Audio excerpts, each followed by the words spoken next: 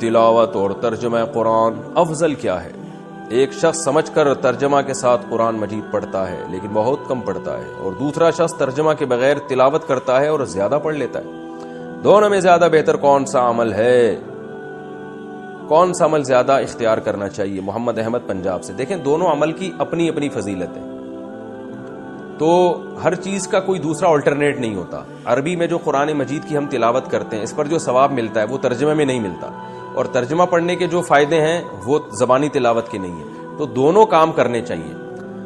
اس لیے علماء کہتے ہیں کہ کم سے کم جس کی سپیڈ مناسب ہو نا، رفتار، اسے کم از کم مہینے میں ایک قرآن تو عربی والا ختم کرنا چاہیے، جو یعنی بغیر ترجمے والا، اور پھر اس کے ساتھ تفسیر بھی پڑھتا رہے۔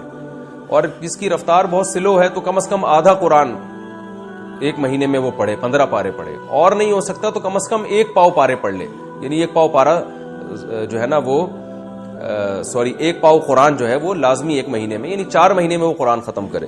تو اتنی تلاوت اگر زبانی ہو رہی ہے تو پھر باقی تفسیر بھی پڑھنی چاہیے، اس کے اپنے فائدے ہیں۔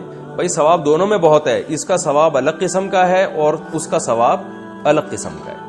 جیسے کوئی کہے میں روزہ رکھوں یا نماز پڑھوں، بھائی روزے کا الگ ٹائپ کا ثواب ہے، نماز کا الگ ٹائپ کا ثواب ہے۔ دونوں فضیلتیں جبھی حاصل ہوں گی جب دونوں عبادتیں کریں گے، ایک کو چھوڑ کر دوسری کریں گے تو وہ والی فضیلت نہیں حاصل ہوگی۔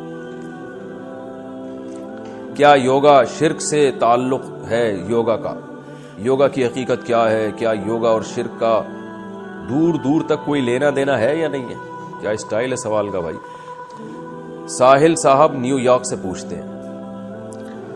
دیکھیں، یوگا اور شرک کا دور دور کا بھی کوئی لین دین نہیں ہے۔ شرک تو اللہ کے ساتھ کسی اور کو عبادت میں شریک کرنا، یہ عمل ہے۔ یوگا تو ایک ایکسرسائز ہے، وہ ٹھیک ہے ہندوؤں کے پنڈتوں نے شروع کی تھی، ان کا کوئی خاص مقصد ہوتا ہوگا۔ تو نبی صلی اللہ علیہ وسلم نے فرمایا، ایک روایت ہے، مجھے اس کی سند کی پوری تحقیق نہیں ہے، روایت الحکمت ضالۃ المؤمن، حکمت جو ہے نا مومن کی گمشدہ چیز ہے۔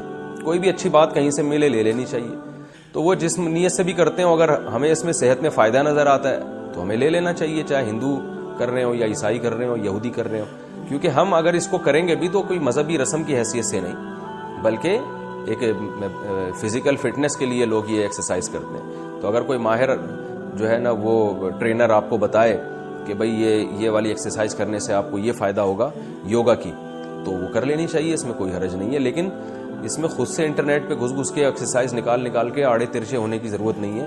اس سے بعض دفعہ مہرے کھسک جاتے ہیں یا کوئی اور بعد میں مسائل پیدا ہوتے ہیں، تو کسی ماہر، جو ہر کام اس کے ماہرین سے پوچھ کے کرنا چاہیے۔